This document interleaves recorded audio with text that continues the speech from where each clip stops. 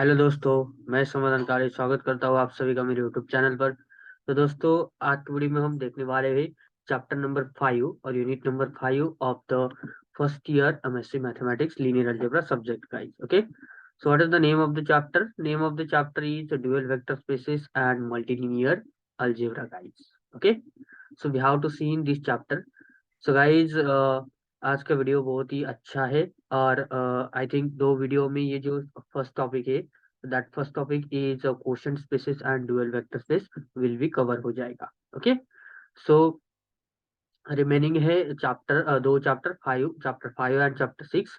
जितना कवर हो सके उतना हम कवर कर लेंगे। ओके, सो गाइज, अगर आपको इस पीडीएफ नोट्स चाहिए, ओके, इस वीडियो लेक्चर्स की पीडीएफ नोट चाहिए, तो guys please join my Telegram channel. I have provided there the PDF notes guys. Okay, please check the description box.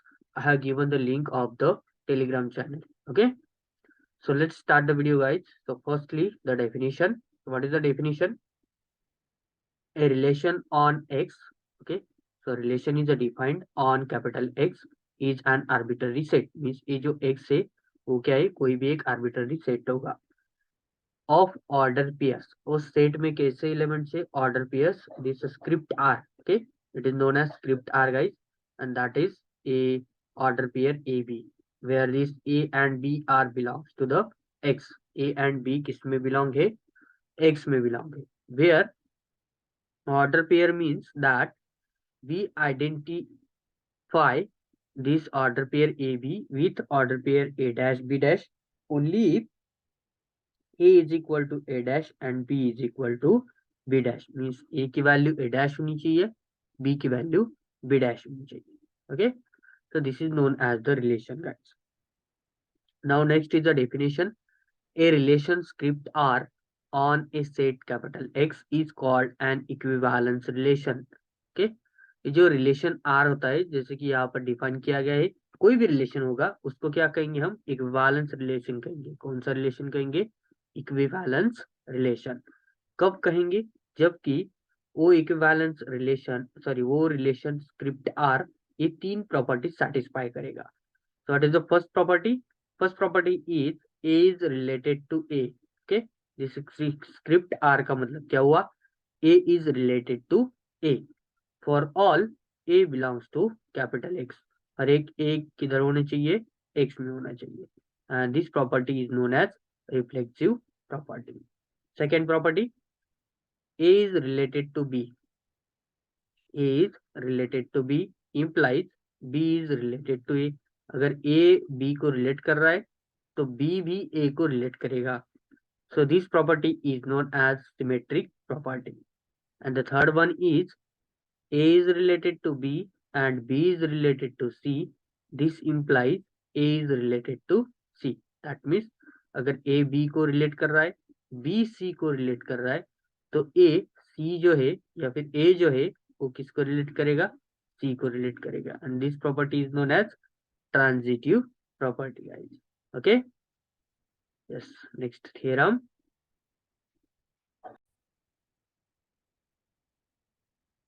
The theorem statement is, let capital X be a set. X क्या है? हमारा set है. And let script R be an equivalence relation on the set X. Okay, script R क्या है? Equivalence relation है. For each A belongs to capital X. हर एक element होगा किसका? कैपिटल X का. Let this A, okay, this square bracket A is known as equivalence class. Okay, इसको क्या कहते हैं हम? इक्विवेलेंस क्लास कहते हैं. अगर कोई भी एलिमेंट अगर इस ब्रैकेट में रहा A, हम क्या कहेंगे इसको? Equivalence class of A. और B रहा तो equivalence class of B. Okay, be the subset of capital X. ये जो इक्विवेलेंस क्लास ऑफ A है ये किसका सबसेट है? कैपिटल X का. डिफाइंड बाय, कैसे डिफाइंड हुआ है? इस equivalence class of A is equal to the set B belongs to capital X. इससे कोई भी एलिमेंट होंगे B belongs to the capital X such that कैसा होना चाहिए? B is related to A. That B element should related to A. and all these element set is known as the equivalence class of A. Then the sets, so all these sets, which sets all these equivalence classes of A, and this A belongs to capital X, are called the equivalence classes. Okay, and the set capital X is the union of all equivalence classes. ये जो set X है, X set है, वो क्या होगा? Union of all equivalence classes, जितने भी equivalence classes exist होंगे उन सबका union is the set X. In other words, every element of capital X belongs to at least one equivalence class. तो हर एक एलिमेंट किसका? X का किधर बिलोंग होगा? एटलीस्ट वन इक्विवेलेंस क्लास में बिलोंग होगा. Moreover, if this A and A dash are the equivalence classes having at least one element in common, इन दोनों में अगर कोई एक एलिमेंट कॉमन है, then they coincide. That means these two are equal. ये हमें दिखाना है. Okay, so let's see. Firstly, proof. So let capital X be a set and let script R be the equivalence relation on the set X. Okay, so for each A belongs to capital X, हर एक A किधर belong होगा? X में. So let this A be the subset of capital X defined by, that means equivalence class of A. It is defined by B belongs to capital X such that B is related to A. हमें ये given दिया गया है. Therefore, the reflexive property of script R states that. तो reflexive property क्या कहती है? A is related to A. First property, A is related to A for all A belongs to capital A. अगर A related to A है तो इसका मतलब क्या हुआ? A belongs to किधर होगा? दिस इक्विवेलेंस क्लास ऑफ ए में हो. देखो अगर बी की वैल्यू इधर ए डाल दी तो A belongs to X and this A is related to A. इसका मतलब क्या हो गया? ये ए किस में बिलोंग है? दिस इक्विवेलेंस क्लास में बिलोंग है. Okay, so therefore the first statement is proved. That means the reflexive property is satisfied. And this statement, what is the first statement we have seen? Let's see here. See, all these equivalence classes. Okay, the sets are all the equivalence classes and X is the union of all these equivalence classes. Now, that is X is the union of all the equivalence classes A. Okay, A अगर इसमें belong हो रहा है तो इसका मतलब क्या हुआ? सबका यूनियन, इन सब A's का यूनियन क्या होगा? कैपिटल X होगा. अब हमें क्या करना है? कोई कॉमन एलिमेंट लेना है. बी मैंने कॉमन ले लिया. देखो इधर क्या बोला है? More over if this equivalence class of A and A dash are equivalence classes having at least one element in common. दोनों में एक एलिमेंट कॉमन होगा. सपोज मैंने बी एलिमेंट लिया and which is belongs to common, इन दोनों का common में मतलब क्या? This equivalence class of A intersection equivalence class of A dash, equivalence class of A dash, इन दोनों के इंटरसेक्शन में कोई तो एलिमेंट लेना है. ऐसा लेकर हमें क्या दिखाना है? ये इक्वल है. Equivalence class of A and equivalence class of A dash are both equal. ऐसा हमें दिखाना. So now suppose this B belongs to the equivalence class of A intersection A dash. So we have to prove that this equivalence class of A is equal to the A dash. Okay. So first let this C element belongs to the equivalence class of A. कोई C element लिया हमने, वो equivalence class of A में belong हो रहा है. So by definition of this equivalence class of A, C अगर इसमें belong हो रहा है तो C relate करेगा किसको? A को relate करेगा. Okay. Since B belongs to the equivalence class of A, we have B is related to A. B relate करेगा A को, C भी relate करेगा A को. Then by symmetry property of this script R, symmetry property से क्या होगा? A is related to B. Okay, अगर B relate कर रहा है A को तो symmetry property क्या कहती है? A is related to B. So applying the transitivity, तो ट्रांजिटिविटी अप्लाई करेंगे. C is related to A पर, ओके, इस पर. A is related to B इस पर. ओके, इन दोनों पर ट्रांजिटिविटी अप्लाई करेंगे. अगर C is related to A है, A is related to B है, इसका मतलब क्या हो गया? C is related to B. Okay, so this is C is related to B.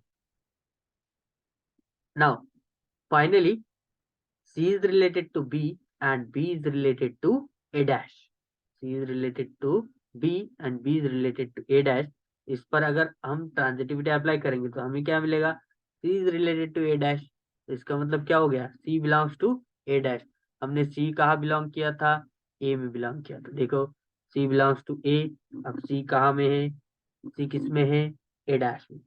So again by transitivity and the fact that A is contained in A dash. Okay. So similarly, by using the same argument with A and A dash, interchanged, show that. Okay, that means if we interchange A by A dash and A dash by A, so we will show that this equivalence class of A dash is contained in equivalence class of A. So इसको equation 1 बोला है हमने, ये equation 2. अगर दोनों एक each other के subset दिखा दे, A is subset of A dash and A dash is subset of A, इसका मतलब क्या हुआ? दोनों इक्वल है. From 1 and 2 we can show that this equivalence class of A is equal to the equivalence class of A dash and here is the theorem. Okay, this is theorem proved. Now next is the definition. Let script R be an equivalence relation on a set X. Script R क्या है हमारा? Equivalence relation है, set X पर defined है. The set of equivalence classes, this set of equivalence classes is denoted by this set A, and this A belongs to capital X, is called a quotient set of capital X. इसको हम क्या कहेंगे? Quotient set कहेंगे. किसका? X का. By script R and is denoted by quotient set of X by script R. Okay, now the theorem. So remember the definition. Quotient set of X by script R is the set of equivalence classes. Okay, so theorem. Let capital V be a vector space over a field capital F. V क्या है हमारा? Vector space है, वो field F पर defined है. And capital Y be a subspace of V. Y किसका subspace है? Vector space V का. Then the relation script R on the set capital V defined by V is related to V dash. Okay, V is related to V dash if V minus V dash belongs to R. So relation की definition कैसी है? V is related to V dash अगर है तो कब रहेगा? V minus V dash Y में belong होना चाहिए. Is an equivalence relation. So it is the definition of equivalence relation. So the quotient set V upon script R consisting of all equivalence classes. So this set consists all equivalence classes by definition. कौन से classes consider करेगा? So these equivalence classes of V belongs to the capital V is a vector space. हमें क्या दिखाना है? This V upon script R is a vector space over the field F with addition and scalar multiplication defined by. देखो इसे define किया गया है, equivalence class of V plus equivalence class of V dash is equal to equivalence class of V plus V dash, and all this V and V dash belongs to the vector space V, and scalar multiplication alpha times equivalence class of V is equal to equivalence class of alpha times V, and V belongs to capital V, alpha belongs to the capital F. Now if V is a finite dimensional, next part में हमें prove करना है. अगर V finite dimensional है then V by script R is a finite dimensional रहेगा, and we have dimension of V is equal to dimension of Y plus dimension of V by script R. तो हमें ये दिखाना. Okay, तो let's see the proof. Theorem बहुत easy है.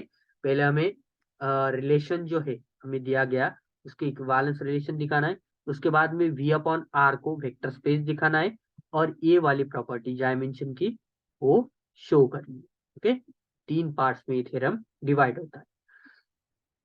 So let's see. Let capital V be a vector space over the field F. V क्या है? Vector space है, फील्ड F पर defined. And let y is a subspace of v। y क्या है? Subspace है इसका vector space v का। So first we will show that script r is an equivalence relation. तो स्क्रिप्ट r क्या दिखाना है हमें? ये इक्विवेलेंस रिलेशन है, इसे दिखाना है। What is the first property? That is reflexive property. So which shows that V is related to V for all V belongs to the capital Y। अगर V related to V है या फिर V dash is related to V, ऐसा अगर हमने लिया था V dash related to V, तो क्या होना चाहिए? V dash minus V belongs to Y। Okay, belongs to y, ऐसी डेफिनेशन है हमारी। देखो v v दोनों दोनों v ले रहे, तो v माइनस वी रहेगा। Okay, v minus V is 0 and y अगर सबस्पेस है, सबस्पेस में जीरो एलिमेंट आइडेंटिटी होती है, additive identity. Okay, so zero belongs to y। तो इसका मतलब क्या हो गया? Reflexivity satisfy. Second, if v is related to v dash, अगर v related to v dash है, then by definition of relation v minus v dash किस में बिलोंग होगा? y में। एंड y इज क्या है? y is subspace. अगर subspace है तो कोई भी एलिमेंट होगा, उसकी निगेटिव इमेज तो उसमें होगी। यस, इनवर्स पार्ट तो इसमें होगा ही। Okay, so this is the negative inverse. Yes, additive inverse तो एग्जिस्ट होगा। तो कोई भी एलिमेंट है सबस्पेस में तो उसका एडिटिव यूनिवर्स एग्जिस्ट होगा। This is the additive inverse of v minus V dash. That is equal to, अगर माइनस से मल्टीप्लाई किया तो क्या मिलेगा? v dash minus v, and which is again belongs to the y। So इसका मतलब क्या हुआ? v डैश माइनस v का मतलब by definition v dash is related to v। तो see, v is related to v dash and implies v dash is related to v। इसका मतलब क्या हो गया? सिमेट्री प्रॉपर्टी सेटिस्फाई हो गई। Okay, then next, third property, if v is related to v dash and v dash is related to v double dash, then हमें क्या मिलेगा? v minus v dash belongs to y and v dash minus v double dash belongs to y। ये दोनों इसमें correspond होंगे by definition. Since y is subspace, अगर y subspace है तो दोनों की दो एलिमेंट की हम क्या कर सकते? एडिशन कर सकते, और जो भी एलिमेंट आएगा वो हमें इसमें मिलना चाहिए, y में मिलना चाहिए। देखो, v minus V dash plus V dash minus V double dash, that is equal to, देखो ये plus V dash minus V dash cancel हो जाएगा, v minus V double dash ऐसा मिलेगा। एंड एडिशन करने के बाद तो उसमें ही बिलोंग होगा, because it is a subspace. Okay, कोई भी दो एलिमेंट लो, उसके एडिशन करो, उसमें बिलोंग होगी। सो ये एलिमेंट इसमें बिलोंग होगा। So by definition of relation again, इसका मतलब क्या हो गया? v double dash is related to v and hence the transitivity hold, the transitive property hold। So all properties of the relation R are satisfied, therefore script R is an equivalent relation। okay, ये हो गया first part. अब हमें second part दिखाना है।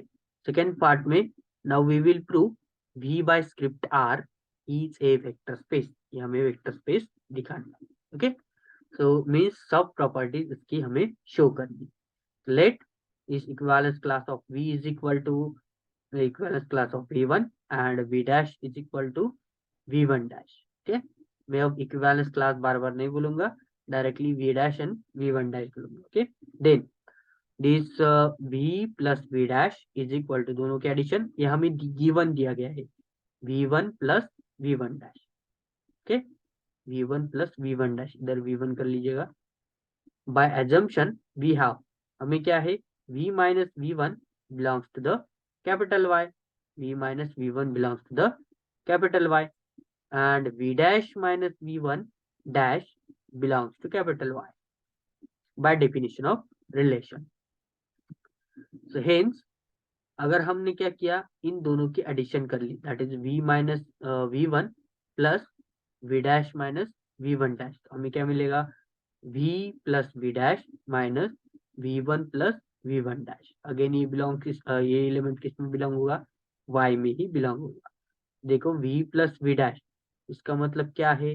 इसका मतलब equivalence implies equivalence class of v plus v dash is equal to the equivalence class of v1 plus v1 dash. Okay, now let, तो ये क्या होगी? First property, that is addition, addition of two elements. Now scalar multiplication, let u is equal to v dash इसे consider किया and alpha belongs to f, so v minus v dash belongs to capital Y by definition, and since Y is a subspace, therefore there exists alpha belongs to f capital F such that is alpha times v minus v dash, it is again belongs to capital Y. Alpha times v minus v dash is equal to alpha times v minus alpha times v dash, alpha से multiply कर दिया which is again belongs to capital Y. तो इसका मतलब क्या हो गया, this implies equivalence class of alpha v, that is equal to equivalence class of alpha v dash. ये प्रॉपर्टी भी सेटिस्फाई होगी स्केलर मल्टीप्लिकेशन। नाउ हमें क्या दिखाना है, एडिशन की 4 प्रॉपर्टीज एंड मल्टीप्लिकेशन की 4 प्रॉपर्टीज। सो गाइज मैंने यहाँ पर क्या किया है, एडिशन की 4 प्रॉपर्टीज दिखा दी है, आपको मल्टीप्लिकेशन की 4 प्रॉपर्टीज दिखानी है, इन शॉर्ट में दिखानी है। Okay, don't go in the long way, long में जाना नहीं है, शॉर्ट में आपको दिखाना है। ओके, सो फर्स्टली एसोसिएटिविटी, देखो एलिमेंट कंसिडर किए है, v is equal to v1, v dash is equal to v1 dash and v double dash is equal to v1 double dash। Okay, 3 element लगते हैं हमें एसोसिएटिविटी शो करने के लिए। देखो तो फर्स्ट ब्रैकेट में क्या लिखेंगे, v plus v dash and second में v double dash. So v plus v dash दोनों की एडिशन करनी है, so v plus v dash कैसे लिखते हैं, that is v means this v minus v1 plus v dash minus v1 dash. देखो इन दोनों की सब्ट्रैक्शन करनी है, okay, plus v double dash minus v1 double dash, and then अब क्या करेंगे, ये ब्रैकेट इधर शिफ्ट कर दीजिएगा, v minus v dash as it is रखो, v dash minus v1 dash plus v double dash minus v1 double dash. ये कहा से है, सिंस y इज सबस्पेस तो एसोसिएटिविटी होल्ड होगी उसमें। ओके, तो इसका मतलब क्या हो गया, equivalence class of v, and इसका मतलब equivalence class of v dash plus equivalence class of v dash plus v double dash. Okay, तो ये शो हो गया। नाउ सेकेंड इज कम्यूटेटिविटी, तो equivalence class of v plus v dash क्या आना चाहिए, v डैश प्लस v। तो v की वैल्यू क्या है, v minus v1 plus v dash minus v1 dash. तो इधर v एंड v डैश की एडिशन कर लीजिएगा, minus v1 plus v1 dash. अब क्या करेंगे, v dash minus v1 dash and v minus v dash, ये इधर लिखेंगे v माइनस v1। तो ये किसकी डेफिनेशन है, v डैश की, एंड ये v की, तो it is the equivalence class of v dash plus v। तो रिवर्स हो गया, commutativity satisfied. Existence of identity, for all equivalence classes of V belongs to V by script R, there exists an element, this equivalence class of 0 belongs to V upon script R such that 0 plus V is equal to V, that is equal to V plus 0. That means equivalence class of 0 is the identity element for this vector space V by script R. Fourth one is existence of inverse. So for all equivalence classes of V belongs to the V by script R, there exists a negative vector, this equivalence class of V belongs to V upon script R such that this V plus minus V is equal to 0, and that is equal to minus V plus V. Okay, so this minus times equivalence class of V is the inverse for the V by script R. Also show for multiplication, that means we have to show the 4 properties for the multiplication, these 4 properties that you have to show, guys. Okay, now next, all properties of vector space are satisfied, therefore this V upon script R is a vector space। ये क्या हो गया, vector space। now finally suppose V is a finite dimensional, then the mapping T is a function from V to equivalent class of V is a linear transformation of capital V onto V by R। okay, so इसका मतलब क्या हुआ, V by R भी क्या है, finite dimensional है, therefore by fundamental theorem क्या कहता है हमें, dimension of T of V plus dimension of null space of T is equal to dimension of V। Okay, तो देखो मीन्स वेक्टर स्पेस V पर अगर लीनियर ट्रांसफॉर्मेशन T अप्लाई करेंगे तो उसका dimension plus null space of T का dimension, addition करेंगे तो हमें क्या मिलेगा, वेक्टर स्पेस वी का डायमेंशन मिलेगा। तो इसको हम इक्वेशन 1 बोल देंगे, where n of t is the null space of the linear transformation t. Now we have t of v is equal to v upon script r, ये हमारा क्या है t of v, and n of t क्या है, n of t means null space कैसे होता है, v such that all v's are the such that the equivalence class of v is equal to 0, ये 0 होना चाहिए। अब इसकी डेफिनेशन, रिलेशन डेफिनेशन क्या है, that is v minus zero, v minus zero which is belongs to y। Okay, इसका मतलब क्या हुआ, v belongs to y, v such that v belongs to y, तो ये पूरा एलिमेंट किस में हो गया, y में हो गया। That means null space of t जो है वो क्या है, y है। फ्रॉम इक्वेशन 1 इधर वैल्यू सब्स्टिट्यूट करो, देखो डायमेंशन t ऑफ v की वैल्यू क्या है हमारे पास, v by r, dimension of v by r plus n of t की वैल्यू क्या है, ये y, तो dimension of y that is equal to dimension of v, and hence the theorem.